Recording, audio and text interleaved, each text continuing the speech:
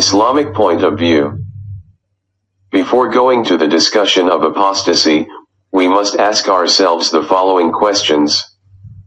1. What is the ruling in the man-made law for those who violate public order and disrupt safety and security of the society? 2. What is the ruling for those who insult the head of state, state institutions, or reveal state secrets? If we examine the constitutions made by man, we will find that they all impose severe penalties for the aforementioned offenses by sentencing to death, as that is considered a crime of high treason. There is no objection to these rulings anywhere in the world because the purpose of these severe penalties is to preserve the state and maintain public order. Is it permissible in our religion to object to the established principles of the faith and the commands of God, and at the same time we can't object to our established constitutions?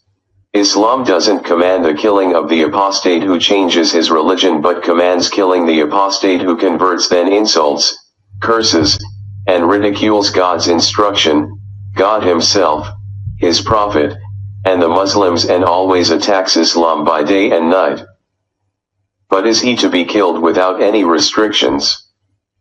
No, rather Islamic law stipulates that the apostate be given the opportunity to repent, his doubts refuted, and his right to defend himself given. Islam mandates that he be treated with all politeness and mercy in calling him to the truth. If he becomes obstinate and rebels against the system, declares war on it, and mocks the principles of Islam, insults, curses, and ridicules God himself, his prophet, and the Muslims, then he must be killed. This is something that is practiced in all political systems, that rebelling against the public order is punishable by death.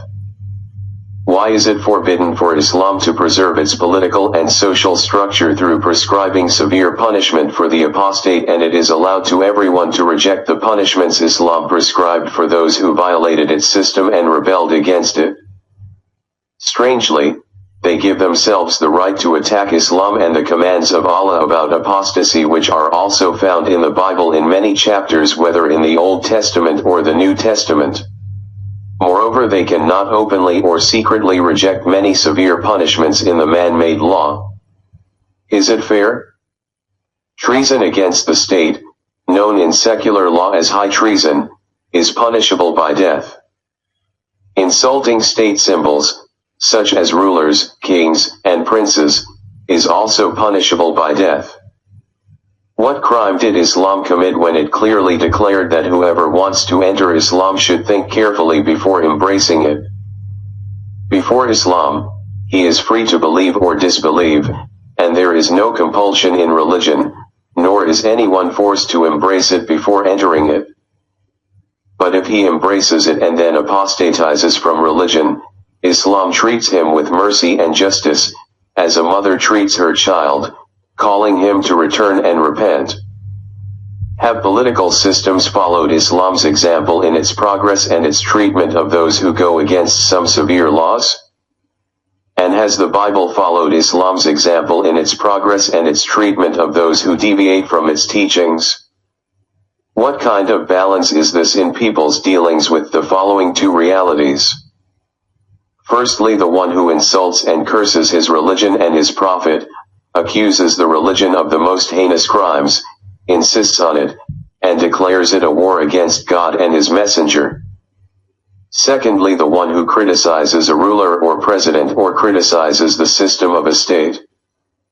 In the first instance, those who call themselves intellectuals and oppose Islam without the slightest study of Islam consider the application of the prescribed punishment to those who commit such acts a crime and accuse Islam of being deficient. However, in the second instance, no one can help or defend, directly or indirectly, the perpetrator of such an act. The perpetrator who just tried to criticize the system, even if it was hints, is considered as a criminal and traitor. In all systems all over the world, secular law imposes the severest punishment for mere innuendo, hint, and veiled insults, without any excuse being offered. Islam establishes the principle of not forcing anyone to enter Islam and embrace its principles, and it grants freedom of belief to everyone who lives on its land. At the same time, it declares to anyone who wants to enter Islam that if he apostatizes from Islam and declares hostility and war against Islam, he must be killed because this is a departure from the system of the entire state. Therefore many of the stubborn ones misunderstand Islam and confuse the concepts between it and other religions, so the stubborn ones think that Islam is a religion that only commands worship. This misunderstanding is what drives some ignorant people to deny the punishment for apostasy in Islam, or leads some of them to believe that this punishment violates freedom of opinion and belief. The problem is that such people confine Islam to places of worship only, namely mosques, and remove it from the sphere of public life, viewing it merely as a religion for regulating rituals, like any other religion. This is the crux of the matter, because if that were the case, there would be no problem in embracing Islam and then leaving it, since entering and leaving would be linked to performing specific rituals. Consequently, whoever wishes to perform these rituals and then decides at a later time not to, while still believing in the existence of a creator God, is free to do so. But Islam is a religion and a way of life.